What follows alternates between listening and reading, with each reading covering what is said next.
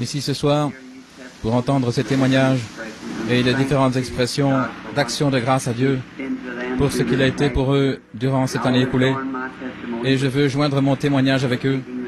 Je pensais, les sœurs là derrière, rendant témoignage du pain sur l'eau, et ensuite frère Slaughter, frère Graham parlant de quand tous les rouages de la vie mortelle s'immobiliseront. Peut-être c'est incompris ici-bas, mais là devant le trône, Dieu connaît tout au sujet de toutes choses. Ainsi, nous sommes simplement ici ce soir, comme on dirait, je ne crois pas au fait de tourner une nouvelle page ou quelque chose comme ça, et puis vous la tournez en arrière le jour suivant. Mais si nous venons pour nous donner à Dieu, pour l'adorer et le remercier pour ce qu'il a été pour nous et lui demander de continuer d'être avec nous, c'est tout ce qu'il y a de mieux. Je suis un peu fatigué ce soir. J'étais avec des gens hier soir, des invités, et je suis resté debout un peu longtemps, et aujourd'hui nous étions sortis pratiquement toute la journée.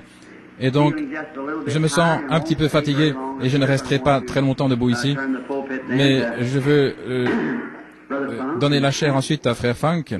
Il est notre orateur et ensuite Frère Woods, je pense, va suivre.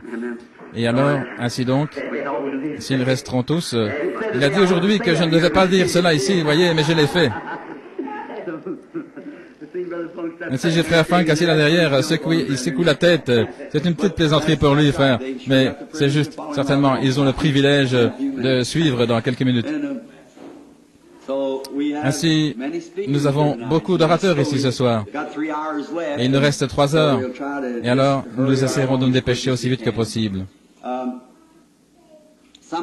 Et parfois, juste cette petite chose que je désire dire en ce moment, c'est concernant le témoignage de la sœur là-bas, sœur Leopard, je crois, c'est son nom.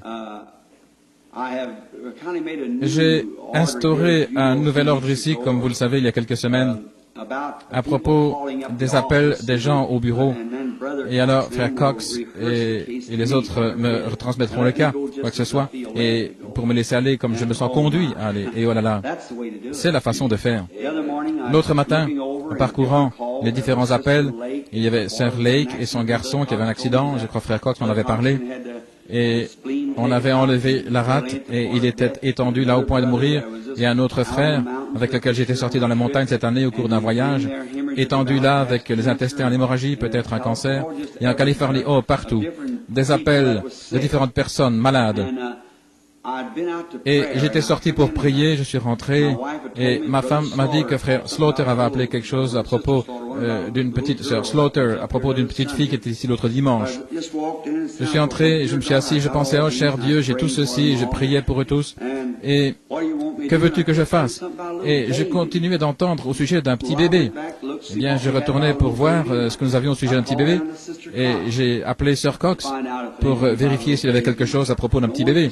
Personne ne semblait connaître quoi que ce soit à propos d'un petit bébé. Ce n'était pas une vision, mais simplement une pression dans l'esprit d'aller vers le petit bébé, un petit bébé malade. La seule chose que je trouvais au sujet d'un bébé, c'était un bébé au Kentucky. Mais ça ne semblait pas être le cas, d'une manière ou l'autre. Et je pensais qu'une vision allait peut-être se manifester. Mais ce ne fut pas le cas. Et je suis retourné dans ma chambre pour prier. Et je pensais, qu'en est-il de ce bébé? Y a-t-il manière où je puisse penser à un bébé? Et dimanche passé ou dimanche d'avant, j'étais assis là et une petite fille est venue derrière moi me murmurer à l'oreille, priez pour ma petite sœur, un bébé. Et c'était une petite fille, Leopard. Elle est peut-être ici ce soir, je ne sais pas, une petite gamine, une belle petite fille. Je me suis retourné et j'ai dit, très bien, ma petite chérie, comme ça. Ainsi, j'ai incliné la tête et j'ai commencé à prier pour le bébé. Et puis j'avais oublié. Et aussitôt, à ce moment-là que c'est revenu à la pensée, quelque chose est arrivé. Je savais alors que c'était Dieu. Alors, j'ai été demandé à Meda où ils habitaient. Elle ne savait pas exactement. Ainsi, nous avons regardé dans l'annuaire pour avoir son numéro. Et j'ai dit qu'ils avaient un bébé malade il y a une semaine ou une dizaine de jours. Un bébé malade. Et il y avait quelque chose à ce sujet. Regardez. Et j'ai téléphoné là-bas et personne ne répondait. J'ai appelé Madame Cox ensuite et j'ai eu la dame ici, sa mère. Ainsi, j'ai téléphoné à la maman et je lui ai dit ce qu'il en était. Elle est peut-être ici. Je suis désolé de ne pas reconnaître cette femme. Je connais peut-être son visage. Elle m'a dit que le bébé était à l'hôpital dans un état sérieux et qu'il recevait une transfusion sanguine à ce moment-là. J'ai dit, sœur, je ne sais pas, je ne peux pas dire que c'est une vision maintenant parce que ce n'est pas le cas, mais il y a quelque chose en moi qui me pousse vers ce bébé. Il semble, j'ai simplement ce bébé devant moi. J'ai dit que je n'allais pas aller maintenant, car il faut tout un temps pour faire la transfusion. Je crois qu'ils la font dans la tête, donc je sais que c'est très douloureux. J'ai simplement attendu et j'ai prié pour le bébé et je me suis préparé. Je pensais, c'est l'endroit où le Seigneur me conduit. Puis je me suis précipité à l'hôpital et j'ai demandé pour voir le bébé. Ils m'ont envoyé là où se trouvait le bébé. Et dans la chambre, j'ai rencontré la mère qui est ici maintenant. Et elle m'a dit que sa maman l'avait contactée 1 heure auparavant, quelque chose comme cela, pour lui dire que le Seigneur me poussait à aller vers ce bébé. Et quand elle est retournée vers le lit, le bébé était en train de rire et de gigoter. Je suis arrivé là et le petit gars était simplement en train de se démener, de rire, de boire son biberon tout aussi normalement que n'importe quel enfant. J'ai simplement posé la main sur le petit gars, vous voyez, et je l'ai béni et puis je suis sorti et j'ai entendu la mère dire il y a quelques instants qu'il l'avait ramené à la maison. C'était hier quand c'est arrivé et aujourd'hui le bébé est à la maison en bonne santé. Ça, c'est mieux que 100 appels que je ferai moi-même.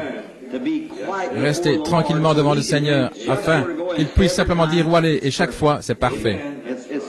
C'est le Seigneur qui conduit. Les gens disent venez ici frère Branham, où allez là. Ça vous met dans une telle agitation vers celui-ci, celui-là, et que Dieu ne peut pas vous parler. Si vous voulez seulement vous asseoir et dire, je te remercie, Seigneur, déposez ça devant le Seigneur, que veux-tu que je fasse? Tu sais que je suis ton serviteur. Voyez, le Seigneur, sachant que j'irai là, aussitôt qu'il a parlé à mon cœur, il a guéri le bébé avant même que j'y arrive. C'est vrai, voyez. Oui, monsieur. Voyez, ce n'était pas moi qui suis allé là. Maintenant, vous dites, qu'est-ce que c'était, frère Branham? Voyez, nous avons des dons dans le corps de Christ. Alors, le Saint-Esprit lui-même, sachant ce que c'était, l'intercession là-bas, le Saint-Esprit me pressait vers ce bébé. Et aussitôt que j'ai prié pour le bébé, à la maison même, et je suis allé vers le bébé, car c'était pour accomplir ce qu'il a dit, le Saint-Esprit faisant des intercessions là, sur les choses que nous ne pouvons même pas comprendre. Voyez, n'est-il pas merveilleux? Je vous le dis, mes amis, ce soir, j'ai tellement de choses au sujet desquelles être reconnaissant. Je ne sais simplement pas comment commencer. Et je n'essaierai même pas. Je ne sais pas, je vais simplement lire quelques paroles ici dans les Écritures et parler sur elles pendant quelques minutes, le Seigneur voulant. Mais d'abord, je désire exprimer ma gratitude à Jésus-Christ, le Fils de Dieu, qui m'a sauvé et m'a lavé dans son propre sang et m'a donné cette grande et glorieuse espérance qu'un jour je le verrai face à face. Et je ne me tiendrai pas là en condamnation parce que son sang m'a déjà racheté. Et je suis racheté ce soir par le sang du Seigneur Jésus-Christ. Et ce qu'il m'a donné, d'être concitoyen du même royaume auquel vous allez tous, et ensemble, nous sommes co-héritiers avec lui dans la gloire. Quelle chose merveilleuse! Et j'étais assis hier soir parlant à quelques personnes qui sont présentes maintenant. Et aujourd'hui, là en dessous de vers Élisabeth, chez un frère où nous étions assis à table en train de dîner aujourd'hui, et nous parlions des faits fondamentaux ou de l'évangile fondamental que nous avons et quelle réalité, au-delà de toute ombre de doute, nous n'avons pas de place du tout pour un quelconque doute. Ce tabernacle et ses gens, ses membres et les gens de Jeffersonville et des environs se tiendront au jugement. Si nous ne sommes pas sauvés, nous nous tiendrons absolument sans excuse. Il y a quelque temps, comme jeune prédicateur, quand est venu mon premier réveil, je l'avais tenu ici au coin, là où il y avait un projet de construction, dans une tente.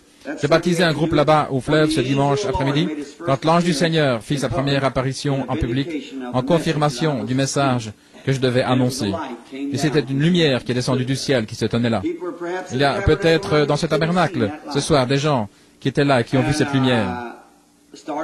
Et je commençais à l'annoncer, ainsi de suite, et vous connaissez tous l'histoire. comment elle s'est déroulée. Et les gens pouvaient s'en éloigner en disant parfois, c'est de l'imagination, ils quittaient la réunion, ou des gens pouvaient le voir, ils s'en allaient en disant, j'ai vu cela, et les autres disaient, eh bien moi je ne l'ai pas vu. Bien sûr, naturellement, Dieu laisse voir qui il veut. Quand les mages suivaient l'étoile, il n'y avait pas un point dans l'histoire ou l'observatoire ou rien. On observait même l'heure par les étoiles, mais personne n'avait vu cette étoile sauf les mages. Vous voyez, c'est vrai, parce qu'ils s'y attendaient. Ils attendaient de la voir, et elle les guida jusqu'au Christ. Et pourtant, elle est passée au-dessus de chaque observatoire, tandis que les gens regardaient dans les cieux pour dire les heures et ainsi de suite. Mais personne ne vit cela sauf les mages, car c'était destiné pour eux de le voir. Et si Dieu vous destine à voir quelque chose, vous le verrez. Élie se tenait là à Dothan à l'époque, et il regardait, et les serviteurs regardaient, ils disaient, oh regarde, les Assyriens avaient leur camp tout autour, et il a dit, il y en a plus avec nous qu'il y en a avec eux. Il regarda autour, il ne pouvait rien voir. Il n'y avait que Élie qui était debout là. Alors il dit, oh, ouvre les yeux de ce jeune homme, Seigneur. Et alors, avec les mêmes yeux, quand il ouvrit les yeux, autour de ce prophète se tenaient des chariots de feu et des chevaux de feu. Vous voyez, c'est quelque part, et nous savons que sa présence est avec ses enfants qui croient. Je parlais, ma femme était assise dans la chambre et nous parlions de cette même lumière où cela est venu et où on a pris sa photo. Et simplement en se référant ce soir à ce phénomène, je crois qu'au moins une, deux ou trois personnes, je pense, se trouvent maintenant dans le bâtiment. David, là derrière, frère Woods et sœur Woods, étaient à Houston, au Texas, quand Dieu a permis qu'elle soit prise. Maintenant, si vous le leviez et que vous regardiez à cet ange en train de tournoyer, il y a beaucoup d'entre vous qui n'ont jamais vu cela. Voyez, cette lumière, une colonne de feu qui conduisit les enfants d'Israël, qui vint dans les prisons avec Pierre et le délivra de la prison, ce même ange du Seigneur. Et la voici, après toutes ces centaines, oui, des milliers d'années, elle est encore ici avec nous maintenant. Voyez, on a pris sa photo. C'est un nom là où j'étais. Non pas pour moi, mais pour l'Église, pour le corps des croyants, voyez-vous, c'est pour tout le monde. Maintenant, remarquez. Je crois que c'était réellement une colonne de feu qui a conduit les enfants d'Israël. Une colonne de feu. Et je crois réellement que cette lumière est venue dans la prison où Pierre se trouvait. Ne croyez-vous pas ce témoignage? Je le crois de tout mon cœur.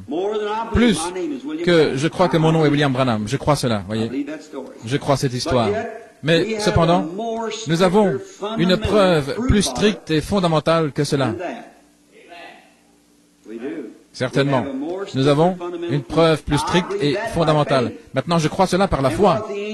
Et qu'en est-il si l'ange du Seigneur se tenait ici maintenant en train de tournoyer et que chacun de vos yeux était visualisé pour voir cela? Ce serait bien. Mais regardez la photo. Et de loin, une preuve plus importante que la regarder avec vos yeux. N'est-ce pas vrai? Parce que vous pourriez avoir une illusion d'optique. Mais cette caméra ne prendra pas une illusion d'optique. C'est pas possible parce que c'est un appareil photo et il prendra l'image réelle, ça doit être là pour frapper l'objectif. Voyez, vous pouvez avoir des illusions d'optique et des choses qui paraissent vraisemblables alors que ce n'est pas le cas. Voyez, mais lorsque l'image, et ça pourrait être de la psychologie, vous pourriez dire, vous voyez ça là, et vous continuez à dire, oui, je crois, et croire tellement jusqu'à ce que vous pensiez réellement le voir alors que ce n'est pas le cas. Voyez, c'est vrai. Et ça, c'est de la psychologie. Mais ça vous emmène dans une pression mentale telle au point où vous imaginez cela. Vous imaginez au point que ça devienne réalité.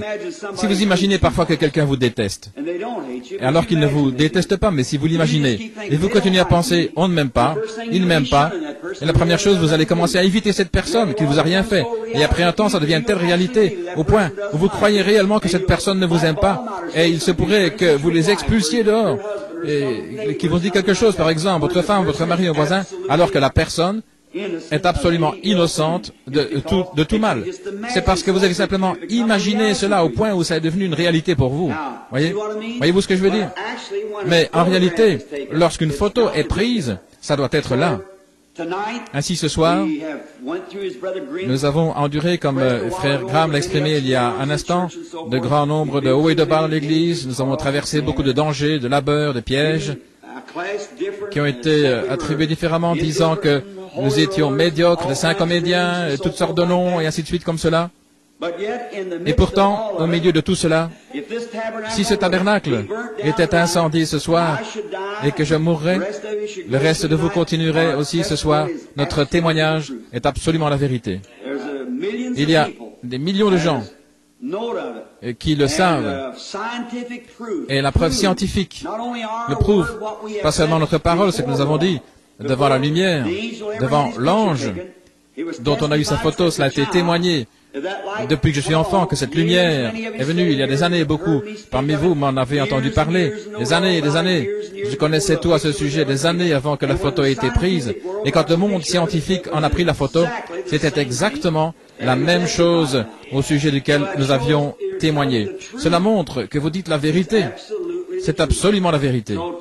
Ainsi ce soir, je suis si reconnaissant de savoir que le grand Jéhovah Dieu, qui autrefois avait rugi du mont Sinaï, qui autrefois s'est tenu sur la montagne et a enseigné les béatitudes, et a ressuscité les morts, il est ressuscité, il est au milieu de nous ce soir. Il est le même, comme il le fut alors, il est aujourd'hui et le sera pour toujours.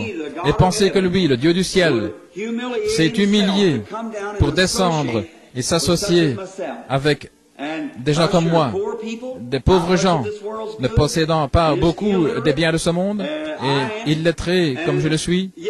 Et pourtant, il m'a tant aimé qu'il est descendu et m'a sauvé par sa grâce.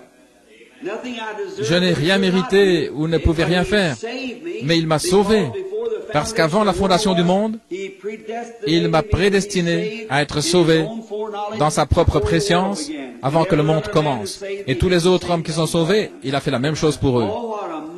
Oh, quelle chose merveilleuse! Quelle merveilleuse opportunité! Et le désir de tout mon cœur est, pour cette année, si Dieu veut entendre ma prière, je ne puis peut-être pas être capable de rester jusqu'à minuit. J'ai deux petites filles là, qui somnolent, qui pleurnichent. Il se peut que je les conduise d'abord, premièrement. Et je veux dire ceci, si je n'ai pas la possibilité de rentrer pour témoigner, c'est que je veux remercier chacun de vous pour votre prière que vous avez faite cette année pour moi. Si jamais vous me laissez tomber, je suis fini. C'est comme si vous me souteniez debout dans la prière. C'est ainsi que je persévère dans la bataille. Et je vous aime, comme l'a dit un frère il y a quelques instants, de tout mon cœur. Je n'arrive pas à venir ici comme je le devais, je n'arrive pas à voir les gens et leur rendre service comme je le désire, comme c'est le désir de mon cœur. Mais je suis juste un être humain et je suis beaucoup limité à certaines heures et certaines forces et ainsi de suite. Mais avec l'aide de Dieu, s'il m'aide, cette année, je désire que ce soit l'année la plus grande que j'ai jamais eue dans ma vie. J'ai maintenant, par la grâce de Dieu, gagné plus d'un demi-million d'âmes à Christ et j'espère cette année en faire un bon million, Dieu voulant. Naturellement, si Dieu le veut, je vais commencer à nouveau à partir des pays étrangers, aussitôt que nous sommes financièrement capables de le faire, et ainsi de suite, et entrer dans d'autres pays par là où nous pouvons gagner autant de milliers en une fois. Et je sais que le jour est proche. Les heures sont passées, les lumières du soir sont là, les amis, et je désire faire tout ce que je peux, car c'est l'unique moment que vous et moi serons jamais des êtres mortels. C'est l'unique moment où nous n'aurons jamais le privilège dans toute l'éternité de gagner quelqu'un à Christ. Faisons-le. Tout ce que nous pouvons faire, mettons chaque heure, dans la mesure de notre possibilité, à sa gloire. C'est mon intention pour cette année qui vient. Et avec l'aide de Dieu et vos prières, j'y arriverai. Ainsi, priez pour moi. Et maintenant, inclinons la tête un moment pour l'ouverture de la parole. Père, c'est ta parole éternelle posée ici devant moi. Personne dans le ciel ou sur la terre ne fut digne de prendre le livre, d'ouvrir les sceaux ou regarder dessus, excepté l'agneau qui a été immolé dès la fondation du monde. Maintenant, nous l'invoquons. Et si nous avons trouvé grâce à tes yeux, nous prions, ô agneau de Dieu, que tu prennes ces quelques instants maintenant, tandis que nous tournons les pages de ta parole, et que tu puisses l'ouvrir à nos cœurs, car nous le demandons dans le nom de Jésus. Amen. Maintenant, j'allais étudier juste un petit moment cet après-midi quelque chose sur lesquels parler pour ce soir, mais je ne suis pas rentré à temps pour le faire. Ainsi, ma femme est venue avec Billy et je devais simplement parcourir la Bible et je pensais, parcourir cela Melchisédek et j'ai pensé, oh là là, si je continue avec cela, les autres frères n'auraient pas le temps de parler. Ainsi, je garde cela pour dans quelques jours, Dieu voulant, quand nous aurons beaucoup de temps. Et alors, j'ai trouvé le 10e chapitre des Actes qui parle de l'Église primitive. Si quelqu'un le désire, il y a une Bible qui voudrait ouvrir dans les Actes le 10e chapitre pour juste une petite exhortation pendant quelques moments. Et pendant que vous ouvrez, je donnerai une petite avant-première du passé. Dimanche passé, il y a une semaine, je crois, ou c'était le dimanche d'avant, nous avons étudié dans le livre des Actes concernant l'Église primitive. Nous sommes dans Acte 2, je crois, où quand ils laissèrent aller, comment Pierre leur a dit, comment ils devaient se repentir, être baptisés dans le nom de Jésus-Christ pour la rémission de vos péchés et recevoir le Saint-Esprit. Maintenant, je voudrais faire une petite expression. Est-ce que tout le monde entend bien ici à partir de l'estrade? Écoutez, tout le monde a dit, frère Bill, personne ne vous comprend. Eh bien, je suis peut-être quelque peu étrange, vous savez, mais ce n'est pas mon intention.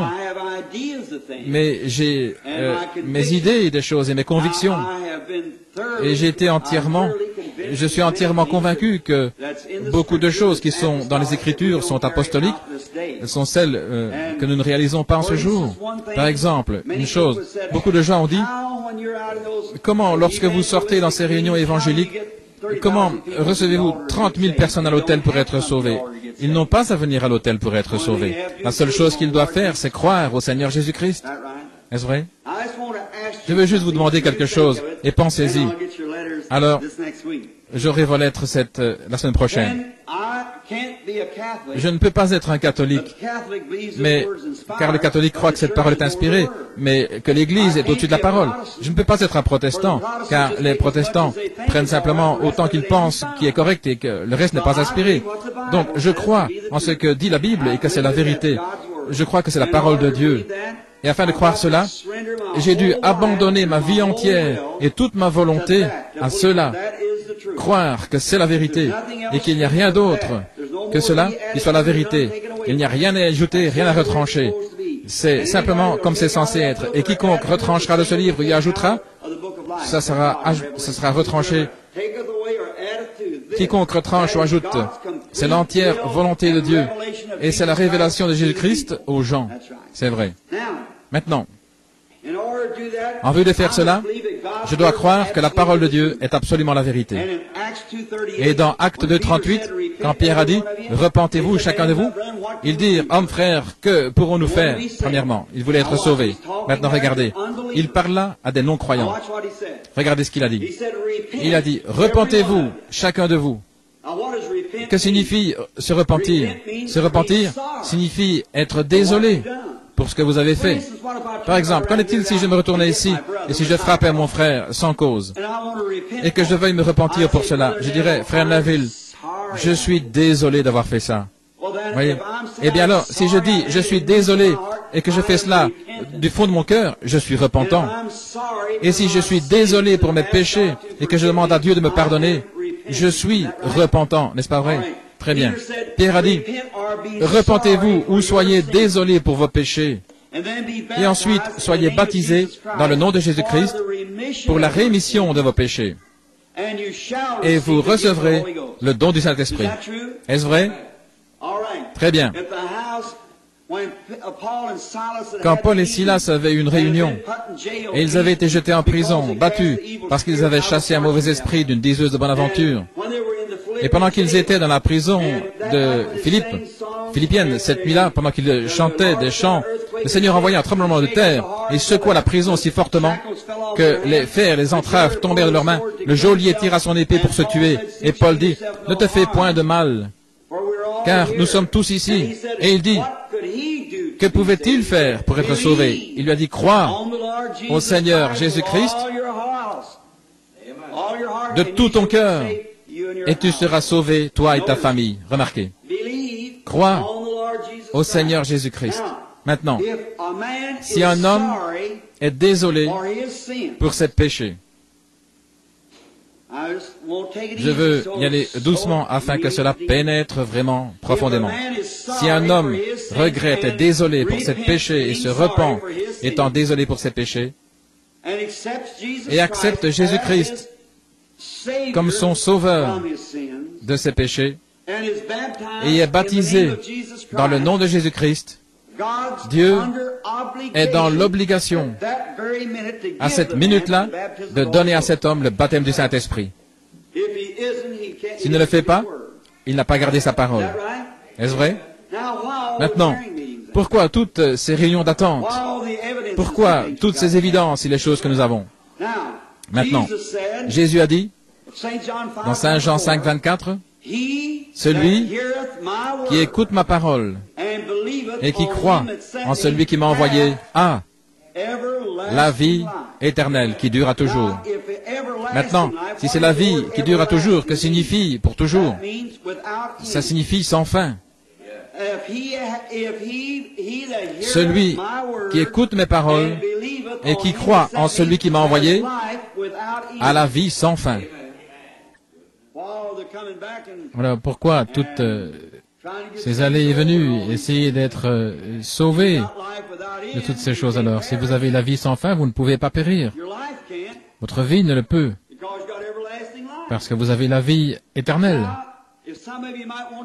Maintenant, si quelqu'un d'entre vous veut voir ce mot, le mot grec, Zoé, Z-O-E, le mot grec qui signifie la vie de Dieu.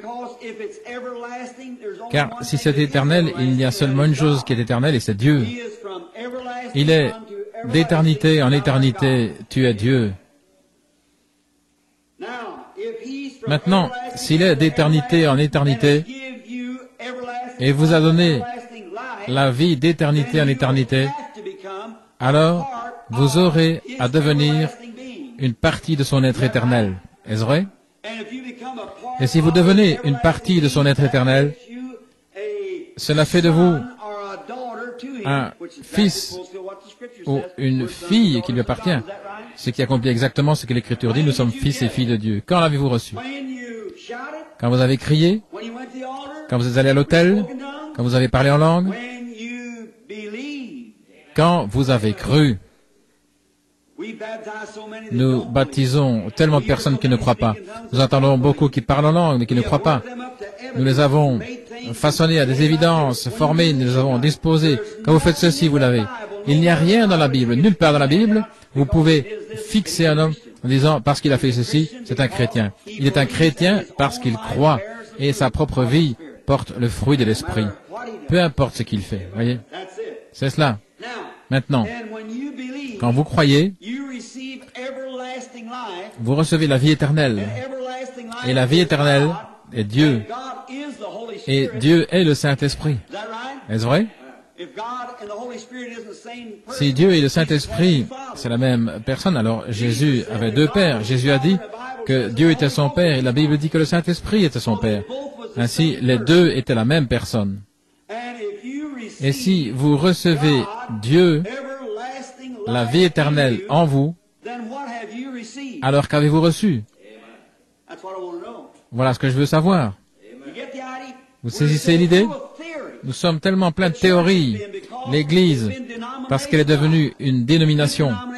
Cette dénomination trouve ceci, on croit en ceci, on a fait une dénomination, et on ne peut plus avancer plus loin. C'est cela, mais l'Église de Dieu avance constamment. Elle s'éloigne et laisse la dénomination se former. Elle s'écarta de Luther, elle s'est écartée des méthodistes, elle s'est écartée des baptistes, des presbytériens, et elle s'est écartée des pentecôtistes, certainement. Parce que la vie éternelle continue d'avancer. Vous voyez? Et vous la recevez, pourquoi? Parce que vous croyez au Seigneur Jésus-Christ. Maintenant, il y a ces deux choses, regardez. Vous êtes soit un incrédule ou un croyant. C'est soit le jour ou la nuit. Est-ce vrai? Maintenant, je ne peux pas dire une grande partie de ceci est la nuit, juste ce que je vois à travers cette fenêtre. Non, la chose entière est la nuit.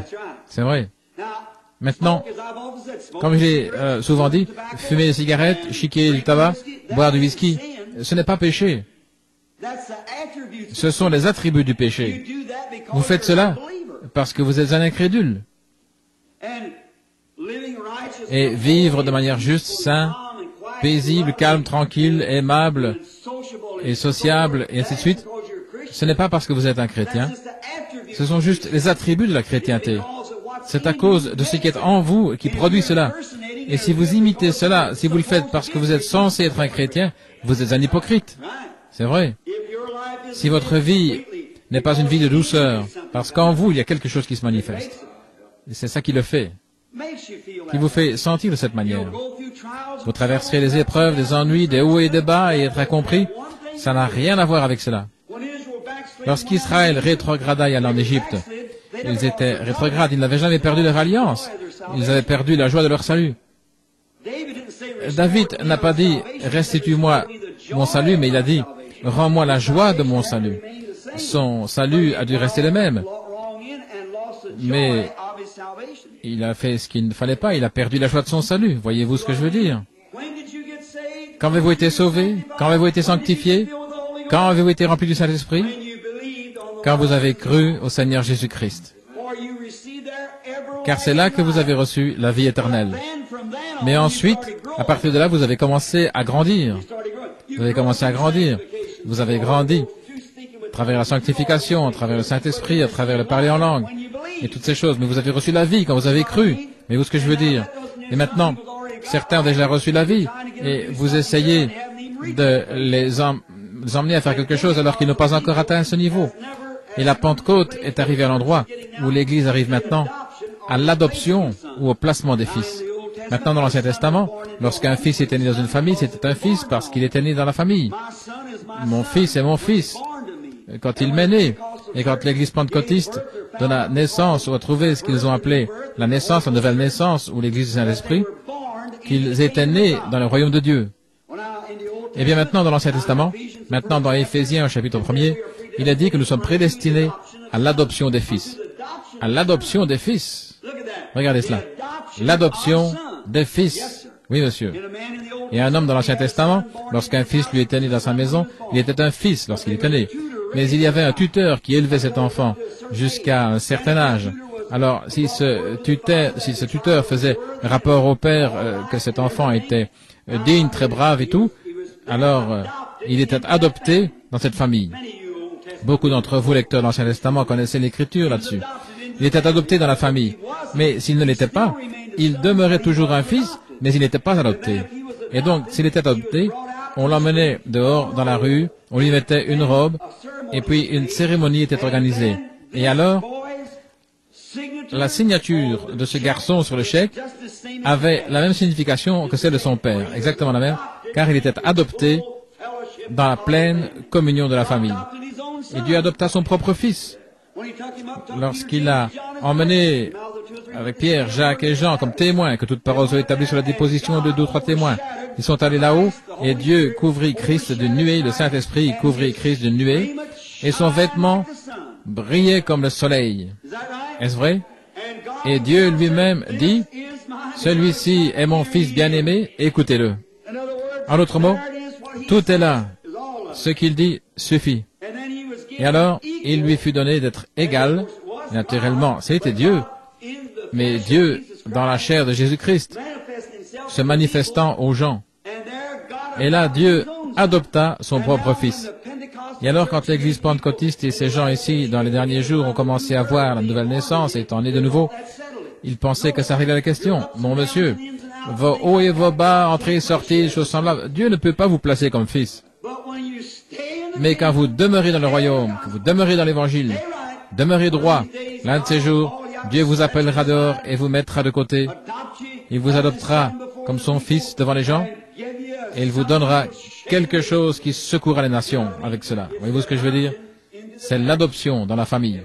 Maintenant, ceux-là qui l'avaient suivi, Pierre, Jacques et Jean, nous parlons ce soir de Pierre, une grande vision. Comment ces hommes ont vécu en ce jour-là. Et maintenant, d'abord, plus haut ici, au 32e verset du chapitre précédent, le 9e chapitre, et comme Pierre visitait tous les saints, il arriva aussi vers ceux de Lydde, et là il trouva un certain homme appelé Énée, couché sur un lit depuis 8 ans et paralytique. Et Pierre lui dit, Énée, Jésus-Christ te guérit, lève-toi et arrange ton lit. Et aussitôt il se leva. Remarquez cela. Voyez ce qui arriva. Et tous les habitants de Lydde et du Saron, remarquez ici, tous se convertirent au Seigneur. Parce qu'un homme qui avait la paralysie fut guéri, toute la contrée se convertit au Seigneur. Car un homme avait été guéri d'une paralysie. Et aujourd'hui, les morts sont ressuscités. Et les gens disent, c'est de la démonologie, c'est de la psychologie, de la télépathie mentale. La personne n'était pas morte pour commencer. Vous voyez la différence? C'est notre indifférence vis-à-vis de Dieu qui a déterminé ce que nous avons aujourd'hui. Nous allons recevoir le jugement divin. Le monde entier est secoué maintenant même sous l'impact des jugements qui approchent. L'un des prédicateurs prendra probablement cela dans quelques instants sur les jugements qui approchent. J'espère qu'ils vont le faire. Les jugements qui approchent. Car le monde entier est prêt, il tremble. Chaque nation tremble. Ne pensez-vous pas que la Russie ne tremble pas aussi? Les États-Unis et les îles tremblent. Qui va jeter la première bombe atomique? À ce moment-là, ça va tout détruire. Une bombe à cobalt, qu'en est-il si cela est libéré? Il ne restera plus une mouche ou un insecte sur la face de la terre. Et dès lors, entre les mains des hommes méchants, pécheurs, destinés à l'enfer, et votre destination de ce séjour terrestre, j'ai dit le séjour terrestre, est confié aux mains des hommes méchants et pécheurs.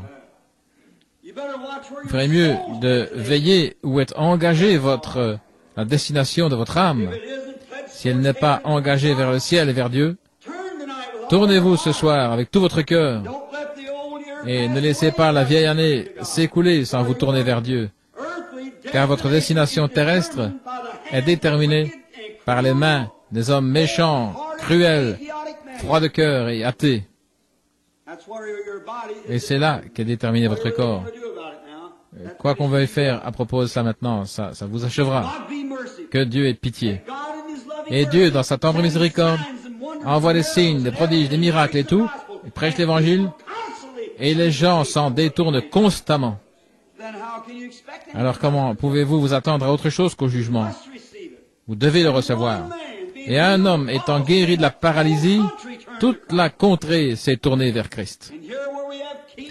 Alors qu'ici nous avons des rois, des potentats, des monarques, des gens du Congrès, et tous les autres, avec leurs afflictions, leurs maladies, et la mort a disparu, et on les voit revenir à nouveau à la vie, et la nation méprise et ridiculise cela.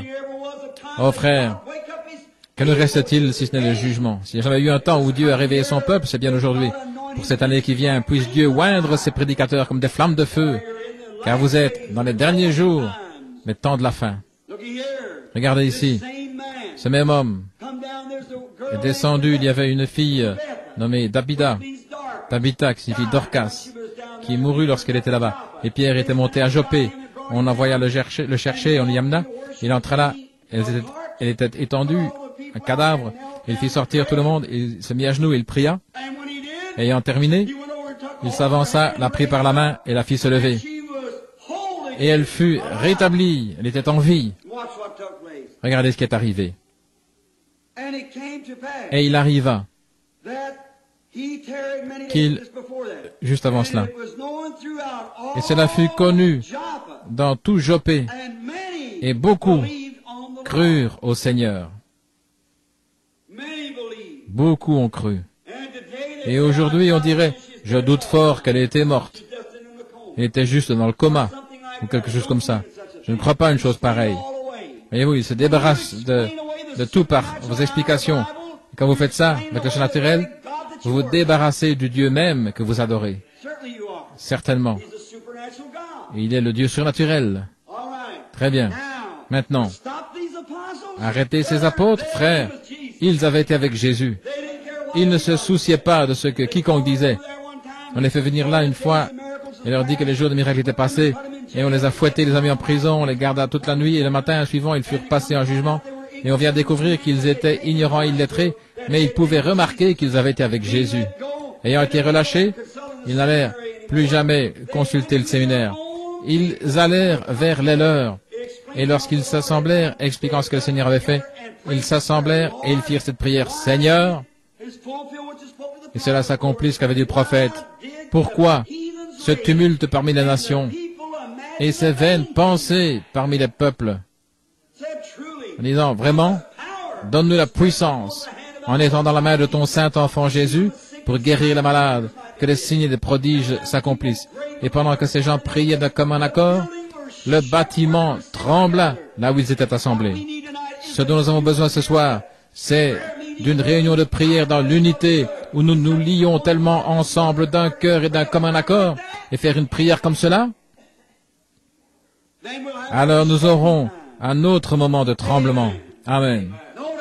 Remarquez, Pierre, autrefois, celui qui avait renié le Seigneur, autrefois, celui qui ne croyait pas en lui, ou qui l'avait renié et qui alla pleurer amèrement, il s'est repenti. Maintenant, il a reçu le Saint-Esprit. Écoutez-le prêcher.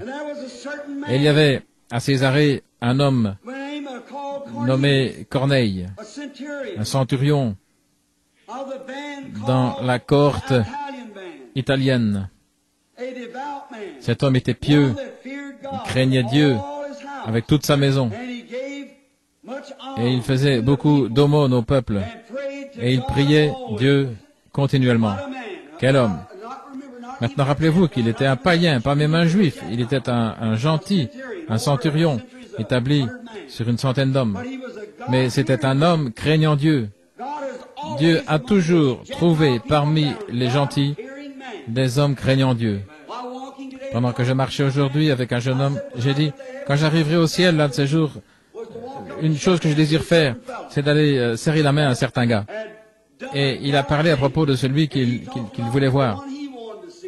Et il voulait lui serrer la main et pour différentes choses. Et comment Dieu a béni les gens. Et lorsque Uri, après que David ait pris Bathsheba comme femme, et on l'envoya chercher, on l'amena et elle devint enceinte, et il la fit retourner afin de pouvoir mettre cela sur le dos d'Uri. Et il n'était pas un gentil. Il n'était pas un juif, c'était un gentil. C'était un Héthien, un prosélyte à la religion juive.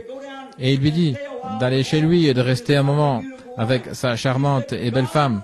Et il a dit, à Dieu ne plaise que je fasse une chose comme cela, pendant que l'arche de Dieu est sur le champ de bataille. Et il refusa de le faire.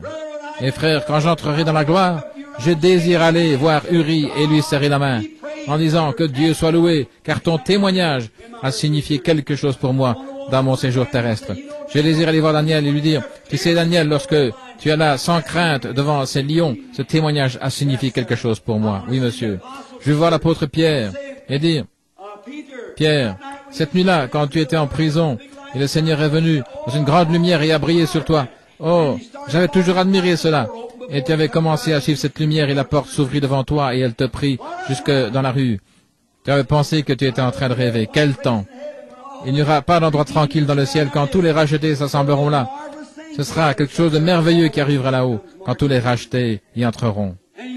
Et voici ce centurion, la maison de Corneille. Voyez comment Dieu a tellement arrangé cela. Maintenant, Corneille était un homme craignant Dieu. Il priait continuellement et donnait des aumônes au peuple. Vous ne ferez jamais rien qui en vale la peine que Dieu n'enregistre cela en témoignage pour vous. C'est vrai. Il priait et il donnait des aumônes au peuple. Et c'était un grand homme. Et un jour, pendant qu'il était en prière dans la maison, il vint un ange dans la prière, dans la pièce où il se trouvait. Croyez-vous dans les anges? L'ange entra dans la pièce où il se trouvait et il dit, Corneille, lève-toi et descends à Joppé et cherche un homme nommé Pierre qui habite dans la maison d'un certain Simon. Et il te dira quoi faire. Amen. Maintenant, Pierre, à ce moment-là, avait tellement voyagé qu'il eut faim. Il était environ 12 heures. Il monta sur le toit et faisait une petite sieste. Il alla faire une sieste pendant qu'il se trouvait là en attendant qu'on lui apprête le dîner. Et donc Corneille envoya un soldat et deux fervents hommes, et ils furent conduits à Pierre. Et entre-temps, Dieu, s'il envoie quelqu'un pour vous voir, il fait tous les arrangements à l'avance pour que cette chose arrive. Il a fait des arrangements à l'hôpital hier pour ce bébé qui était couché là dans une condition agonisante, en sorte qu'on n'a pas su ce qui n'allait pas. Et le Saint-Esprit a parlé dans la pièce, a fait des arrangements à l'hôpital pour la guérison de l'enfant avant même que je n'y arrive. Alléluia. En Finlande, quand ce petit garçon était couché là, mort, sur la route, et son père et sa mère qui revenaient des champs en courant et en criant et en claquant les mains, Dieu avait arrangé à l'avance sa résurrection 2 ans avant ce temps. Gloire au Seigneur.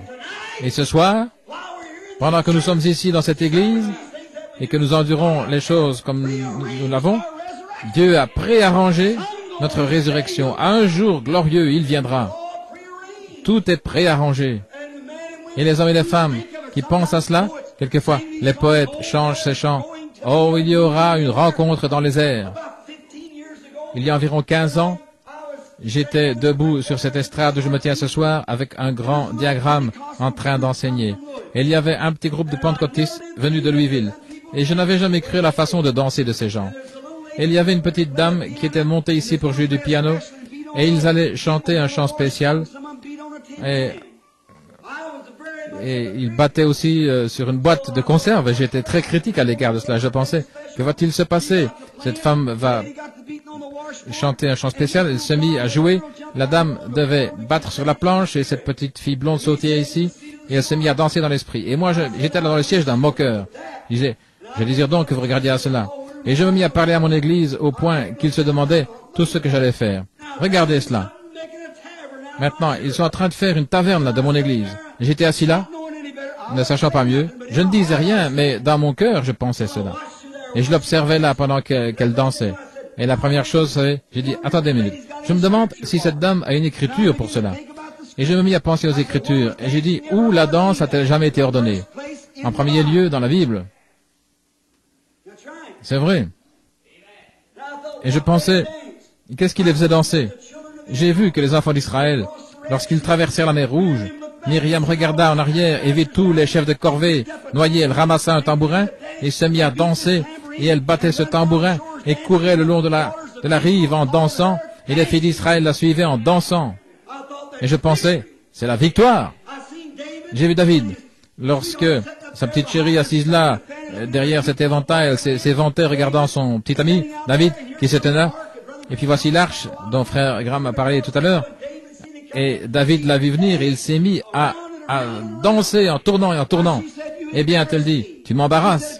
Il a dit, si tu n'apprécies pas cela, regarde ceci. Et il s'est mis à nouveau à tournoyer, à tournoyer. Vous savez quoi? Dieu regarda le ciel et a dit, David, tu es un homme selon mon propre cœur. C'est vrai. Et je pensais, vous savez, il y a quelque chose qui ne va pas avec moi. Je n'ai peut-être pas assez de victoire. Et j'avais mon pied méthodiste pendant ce temps-là qui tapotait. Et la première chose que vous savez, Dieu est mon juge. Avant que je me rende compte de ce que je faisais, j'étais là sur le plancher en train de danser avec cette fille. C'est vrai. En tournoyant. Alors j'ai dit, oh Dieu, enlève-moi de ce siège de moqueur. Et que j'examine sensiblement toutes choses avant d'exprimer un jugement. Amen. Dieu fait des choses étranges. Je ne croyais pas au nombre d'absurdités, je ne crois pas à un tas de pourriture, mais je crois à une parole de Dieu réelle, véritable, remplie de l'Esprit, du Saint-Esprit, qui se prêche en puissance et en démonstration. Amen. Car c'est cette chose-là qui m'a sauvé, c'est la chose qui m'a conduit jusqu'ici, c'est la chose qui m'a secouru quand le docteur avait dit que je mourrais, c'est la chose qui m'a sauvé à l'heure de ma mort, et c'est la chose qui me ressuscitera, et c'est la chose avec laquelle j'irai au ciel. Si jamais j'y entre, je devais aller par elle, parce que je ne connais rien d'autre que cela, et je ne veux rien connaître d'autre. C'est vrai. Connaître Jésus et lui crucifier, et c'est tout. S'il est crucifié, alors cela crucifie ma chair avec la sienne, et je suis mort aux choses du monde. Bien, amen. Vous savez, je deviens religieux. Je commence à me sentir comme ça. Remarquez. Mais voici. Oh là là, quel temps! Quelle merveilleuse réunion ils avaient. Corneille dit, allez donc là-bas, demandez celui qui est nommé Pierre. Il dit, il n'avait jamais entendu parler de lui auparavant. Et Pierre là-haut pensait, Seigneur, je ferai une petite sieste juste avant de prendre mon dîner. J'ai tellement faim, je suis fatigué. Et alors, il est entré dans une transe. Les Écritures le disent. Je crois qu'il est tombé dans une transe. Oui. Et à ce moment-là, il a vu une nappe descendre, toute pleine de reptiles. Et une voix dit, lève-toi, tue et mange. Et il a dit, non, Seigneur, je suis un juif. Rien d'impur, de souillé n'est jamais entré dans ma bouche. Il a dit, n'appelle pas souillé ce que j'ai purifié. Et il dit, lève-toi. Il y a quelqu'un qui t'attend à la porte. Va de l'avant, ne doute de rien, suis-le. Amen. Maintenant, Pierre, avec ses manières un petit peu béates, vous savez, il avait, comme dirait, un certain prestige parmi les gens. S'il devait veiller sur ce qu'il mangeait, c'était un juif. Il avait été élevé, un rigoureux presbytérien, vous savez, quelque chose comme cela. Il devait veiller sur ce qu'il faisait à cause de son église. Ainsi, le Seigneur dit, suis ces gentils, ne prête aucune attention à ce qui se fait ou quoi que ce soit. Et lorsqu'il est dans la maison de Corneille, sur le champ, Corneille rassembla tous les siens. Et il lui raconta comment il avait vu l'ange. Et il dit, et donc, Pierre, j'ai envoyé te chercher. Et lorsque Pierre se mit debout là, il commença à prêcher. Alors que Pierre prononçait ces mots, le Saint-Esprit descendit sur eux. Et ils furent tous remplis du Saint-Esprit. Et ils se mirent à prophétiser et à parler en langue. Ils passèrent un temps merveilleux. Et il dit, peut-on refuser l'eau? Ceux-ci ont reçu le Saint-Esprit avant qu'ils soient baptisés. Et il ordonna qu'ils soient baptisés au nom du Seigneur Jésus. Et Pierre resta quelques jours avec eux. Ça, c'est l'Église apostolique, avançant dans l'esprit, partout où Dieu ordonnait. Pierre se passa de son dîner. Pierre descendit pour suivre le Seigneur. Et si Dieu peut prendre un homme ou une femme aujourd'hui, dans ce tabernacle ou ailleurs, qui ne prêtera aucune attention à ce qui se passe autour de lui, mais qui se soumettra au Seigneur comme une unité individuelle, Dieu conduira le même homme aujourd'hui qu'il le conduit alors. Et il prouve qu'il est avec nous. Ce dont nous avons besoin aujourd'hui, c'est une vie humble et soumise. Soumettez-vous, ne vous rétractez pas, ne faites rien, que vous dirigez droit avec le Saint-Esprit. Ce que l'Esprit dit de faire, faites-le rapidement. Ne dites pas, eh bien, j'attendrai pour découvrir ce qu'est ceci et cela. Ce que le Saint-Esprit dit de faire, allez le faire. Et si je n'étais pas allé en Finlande quand le Saint-Esprit m'a appelé là? Et si je n'étais pas allé à l'hôpital hier, où ce petit bébé était là, agonisant? Si je n'étais pas allé? L'obéissance vaut mieux que le sacrifice. Faites ce que le Saint-Esprit dit de faire. Ce dont nous avons besoin ce soir, c'est de nous libérer de toutes nos vieilles petites idées étreignantes et laisser le Saint-Esprit vous être enseigné. Si vous savez ce qui est bien et ce qui est mal, mais ce que vous avez besoin ce soir, c'est d'un gros paquet d'amour de Dieu déversé dans votre cœur, toutes les différences étant enlevées, enterrez cela avec la vieille année, tandis qu'elle s'écoule, et commençons une nouvelle vie, un nouveau commencement. Si vous êtes déjà né dans le royaume de Dieu, vous avez déjà reçu le Saint-Esprit en vous. La seule chose que vous avez à faire, c'est de vous libérer de ces choses du monde qui vous retiennent. Dites, rejetons tout fardeau et le péché qui nous enveloppe si facilement, et courons avec patience la vie, la course qui est placée devant nous. Hébreux, 12e chapitre. Rejetez les fardeaux. Pourriez-vous imaginer les mages venant voir Jésus? Je prendrai juste un petit drame pour un moment. Je peux voir trois mages. Disons qu'ils étaient trois. Jim, John et George. Disons que c'était leur nom. Et ils étaient venus voir Jésus. Et je peux les voir tous s'apprêter pour partir. Nous prendrons ce gars, Jim. C'est un homme. Tout à fait. Il court vers sa femme et lui dit, « Ma femme, tu sais quoi? J'ai vu l'étoile, donc je dois m'en aller. » Et ainsi, il alla faire ses bagages pour s'en aller. C'est ce qui ne va pas avec les gens aujourd'hui. Ils essaient de faire leurs bagages pour devenir chrétiens. S'il y a quelque chose dont vous avez besoin, c'est de défaire les paquets pour devenir un chrétien. Il y a trop de choses qui sont accrochées. Non, dit-il maintenant, tu sais quoi? Je ne pourrai pas avancer à moins que je prenne ma table de jeu. Ainsi, il accroche ça sur le chameau. Tu sais, les autres garçons n'apprécieraient pas que j'aille si je n'ai pas avec moi ma table de jeu. Et toutes ces autres vieilles petites choses qui vous retiennent. Vous avez une petite boîte d'égoïsme que vous avez accrochée aussi. Et vous devez accrocher un peu de commérage, un peu de médisance, un peu de ceci. Et vous accrochez tout ça sur le chameau. Et la première chose que vous voyez, il bondit, le vieux chameau, il dit, allons, allons-y. Et le vieux chameau peut à peine bouger. Tellement écrasé qu'il devient presque bancal. et vous tracassez, vous plaignez toujours de votre église que vous fréquentez, peut-être que c'est parce que vous êtes si chargé qu'elle ne peut marcher. Voilà le problème. Vous avez besoin de vous décharger, nettoyer, purifier et vous mettre en ordre. Amen. Qu'est-ce qui ne va pas avec moi? Remarquez. Voilà ce qu'il y a. Je peux voir les autres aller, avancer. Et la première chose que vous savez, il descendit et regarda à nouveau cette étoile. Et la première chose, il se mit à jeter les tables d'un côté et les colis de l'autre. Il a dit, où vas-tu, John? Et il dit, je rejette tout fardeau qui m'enveloppe si facilement, afin que je cours cette course avec patience. Car étroite est la porte et resserré le chemin, et il y en a peu qui les trouvent.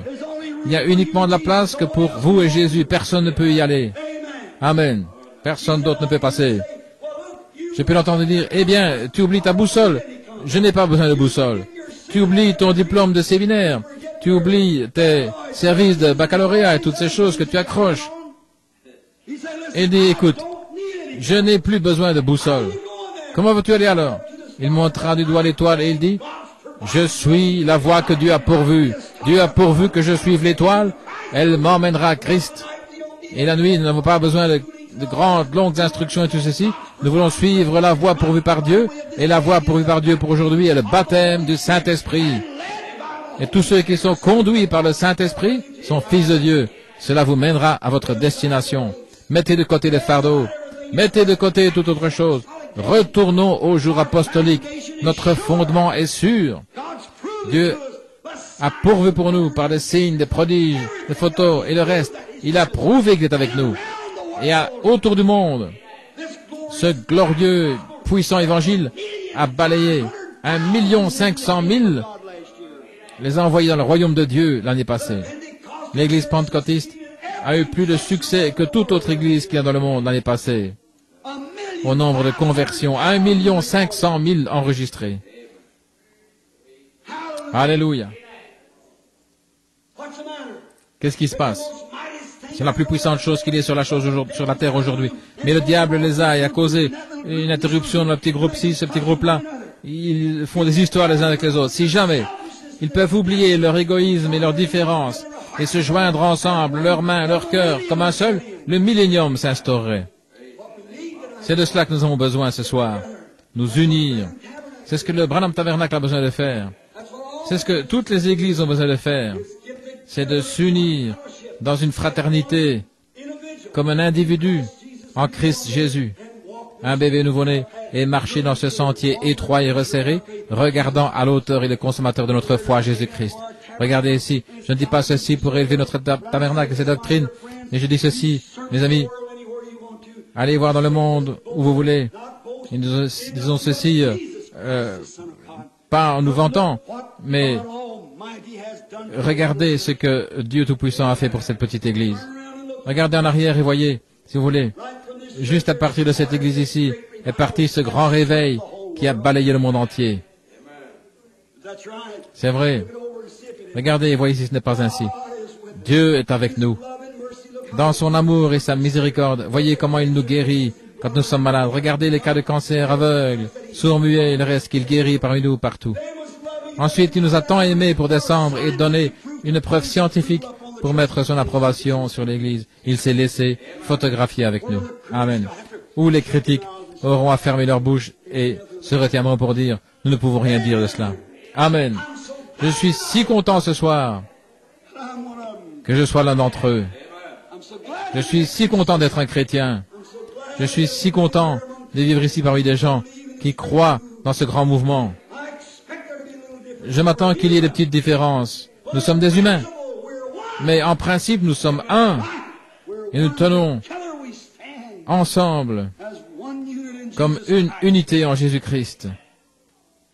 Dieu nous a bénis et donné toutes ces merveilleuses choses.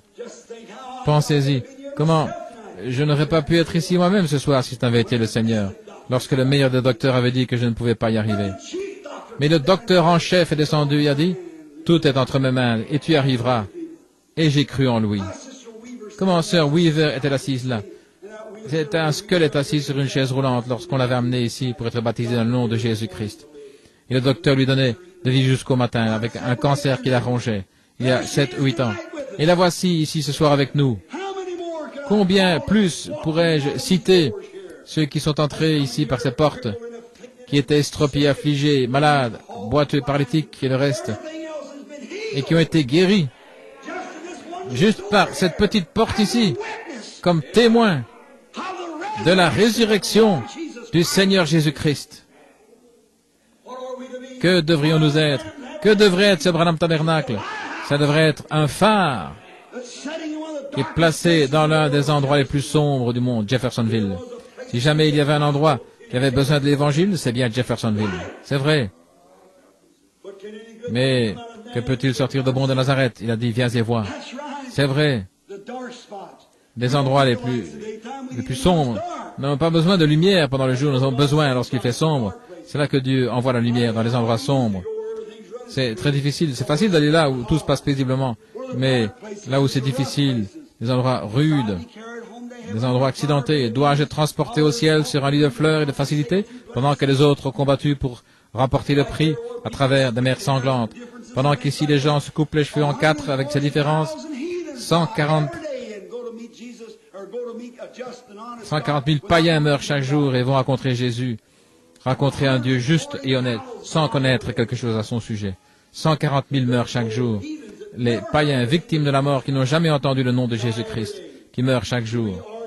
Et nous disputons à savoir si nous sommes presbytériens ou méthodistes. Quelle disgrâce, quelle honte. Nous avons besoin d'une vision. Non pas simplement regarder juste ici, mais regardez là, au bout de la route, pas ici au bout de votre nez. Si je me mets à penser aujourd'hui ceci, autre chose. Mais je vis pour l'éternité, pour quelque chose là-bas, quelque chose que Dieu a ordonné et que je dois aller rencontrer un jour. J'ai pris trop de temps. Encore 10 minutes. Avec la grâce de Dieu et l'aide de Dieu, je lui ai demandé quelque chose il y a 2 ans et je lui ai redemandé maintes fois. Pendant 15 ans et finalement il me l'a donné. Et je continuerai à frapper à sa porte et je serai en vie l'année prochaine. S'il ne me la donne pas cette année, voyez, cette chose que je lui ai demandé. C'est pour sa gloire, quelque chose que je pourrais faire pour lui là-bas. Il permettra ceci pour moi, alors je pourrai là et gagner des âmes pour lui, un peu mieux, pour être un peu plus affermi en chemin. Et je prie qu'il veuille le faire, c'est ma prière.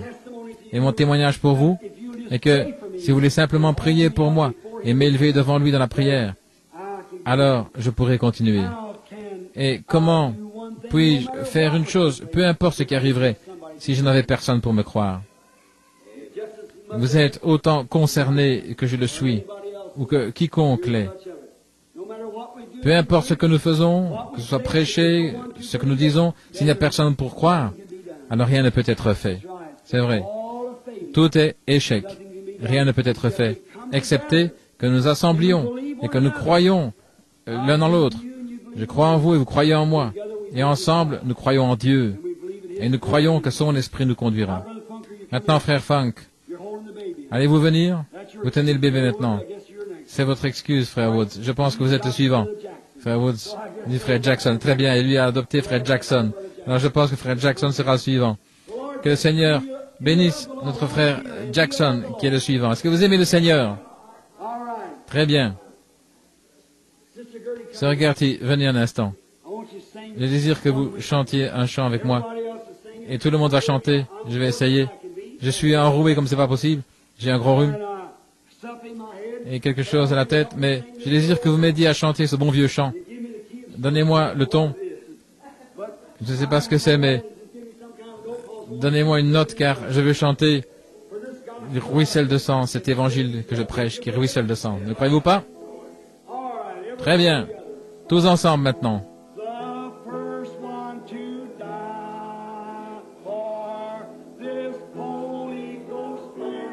Le premier à mourir pour ce plan du Saint-Esprit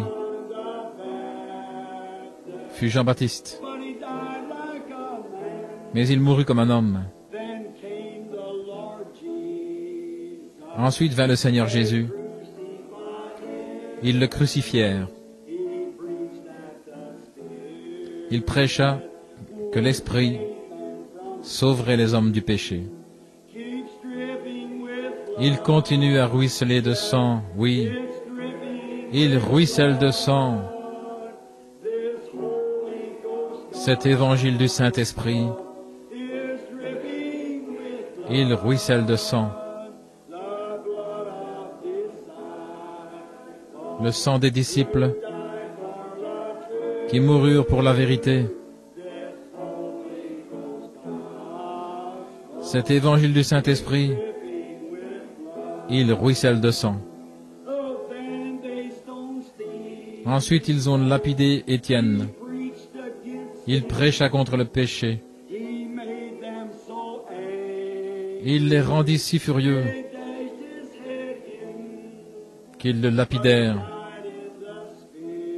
Mais il mourut dans l'esprit et il rendit l'âme. Et il alla rejoindre les autres, cet hôte qui donne la vie. Il ruisselle de sang. Oui, il ruisselle de sang. Cet évangile du Saint-Esprit. Il ruisselle de sang.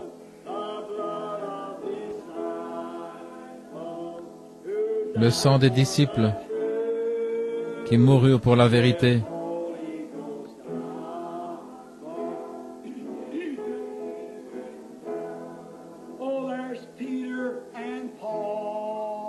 Il y a Pierre et Paul et Jean le divin. Ils donnèrent leur vie afin que cet évangile puisse briller. Ils mêlèrent leur sang comme les prophètes d'autrefois, afin que la vraie parole de Dieu puisse sincèrement être annoncée. Il continue à ruisseler de sang, oui, il ruisselle de sang. Cet évangile du Saint-Esprit ruisselle de sang. Le sang des disciples qui moururent pour la vérité. Cet évangile du Saint-Esprit continue à ruisseler de sang. Écoutez ceci maintenant. Il y a des âmes sous l'autel qui crient combien de temps pour que le Seigneur punisse ceux qui ont fait le mal. Mais il y en aura encore plus qui donneront le sang de leur vie pour cet évangile du Saint-Esprit et son flot cramoisi. Levons-nous maintenant. Il ruisselle de sang. Oui. Il ruisselle de sang. Cet évangile du Saint-Esprit, il ruisselle de sang. Le sang des disciples qui sont morts pour la vérité. Cet évangile du Saint-Esprit ruisselle de sang. N'êtes-vous pas content d'être l'un d'entre eux? Quel genre d'évangile? Le même évangile qui leur fut donné, les mêmes signes, les mêmes prodiges qui suivent, la même colonne de feu, le même Seigneur Jésus, la même guérison des malades, la même puissance de l'Esprit, tout qui continue d'avancer, et les mêmes persécutions qui arrivent. Cet évangile du Saint-Esprit ruisselle de sang. Tous ensemble maintenant. Tournez-vous et serrez la main de quelqu'un et dites que le Seigneur soit loué.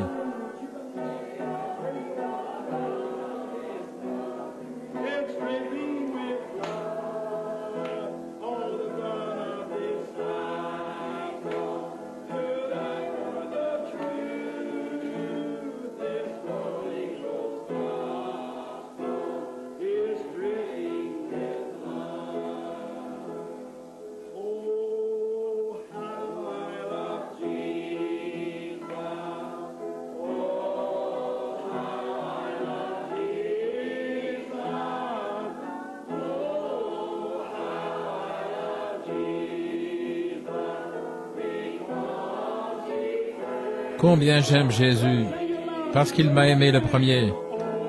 Chantons un peu plus fort. Levez vos mains.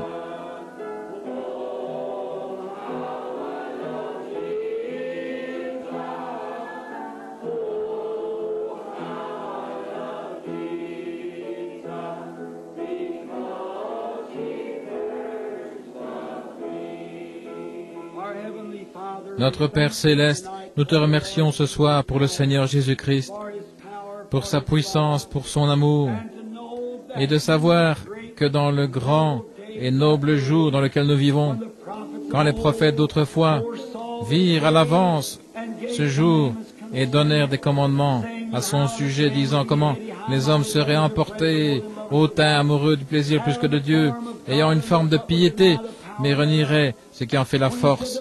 Quand il a dit qu'il y aurait des moqueurs dans les derniers jours, et ils se moqueraient et ridiculiseraient, nous vivons là-dedans, Père. Il y aurait des raz-de-marée ébranlant les côtes, les bords de la mer, toutes ces grandes prophéties qui s'accomplissent,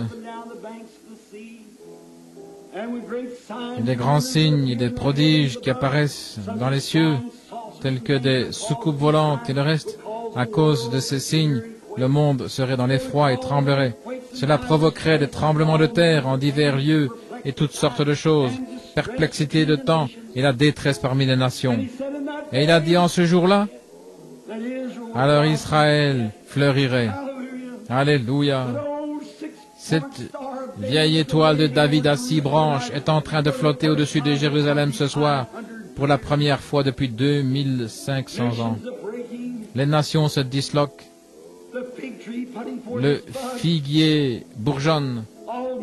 Tous les autres arbres bourgeonnent. Les méchants bourgeonnent. Le romanisme bourgeonne. Le communisme bourgeonne. Et ton Église produit des bourgeons. C'est le printemps qui arrive. Ô grand maître de la vie, lève-toi avec la guérison sous tes ailes, Seigneur, et donne à tes serviteurs tous les pouvoirs et les signes pour étendre la main de ton saint enfant Jésus, pour accomplir des miracles et des signes, et pour prêcher l'Évangile jusqu'aux extrémités du monde. Accorde-le, Seigneur. Bénis cette petite Église, bénis son pasteur, Seigneur, notre frère bien-aimé. Bénis tous ceux qui sont associés ici avec nous, tous ceux qui invoquent ton nom partout autour du monde. Aide cette année qui vient, aide, Seigneur, aide-nous à être meilleurs pour ton service. Éloigne du milieu de nous la maladie et oins-nous du Saint-Esprit. Éloigne de nous l'envie, la lutte, la jalousie et tout ce qui est impie, et qu'on dise de nous que nous sommes tes enfants. Une ville qui est bâtie sur une colline qui ne peut être cachée. Accorde-le, Père. Bénis-nous et pardonne-nous de notre passé, et puissions-nous dire, comme Paul, oubliant les choses du passé, nous pressons le pas vers la marque de la vocation céleste en Christ. Seigneur, envoie-moi où tu veux. Je suis prêt à partir. Donne tes ordres quand tu veux. Pardonne-nous, Seigneur, et sanctifie cette Église pour ton honneur et ta gloire, et les gens qui y sont, car nous le demandons dans le nom de Jésus. Amen. Vous pouvez vous asseoir maintenant, que le Seigneur vous bénisse.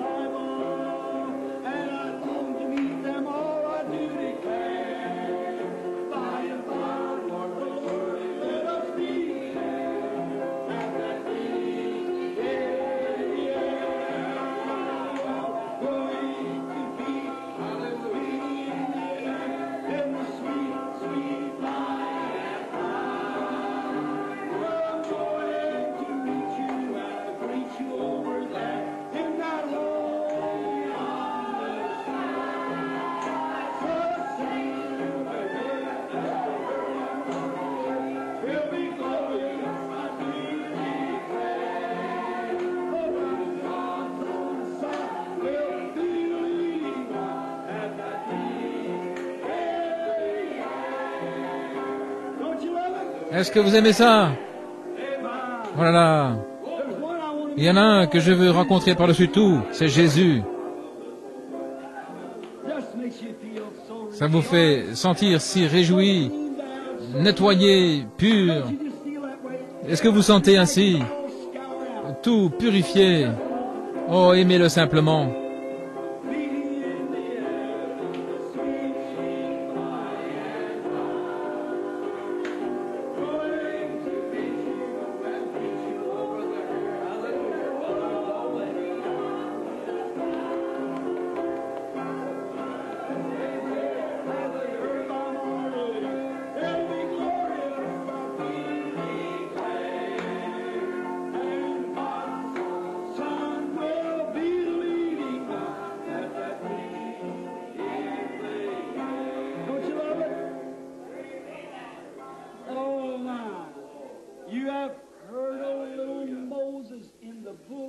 Vous avez entendu parler de Moïse dans les roseaux et de David sans crainte, avec sa fronde. L'histoire de Joseph qui avait des songes et de Daniel dans la fosse aux lions. Il y en a beaucoup d'autres dans la Bible. Et j'ai envie de les rencontrer tous, je vous le dis.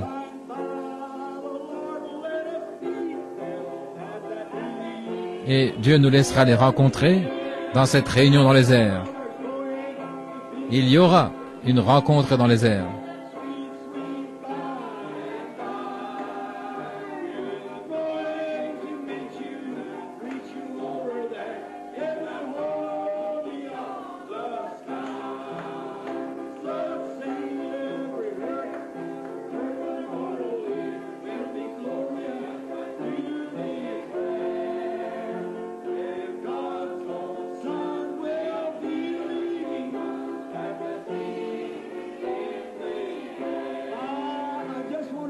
Oh, je veux simplement être là, et pas vous.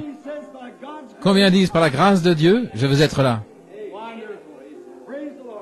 Par la grâce de Dieu.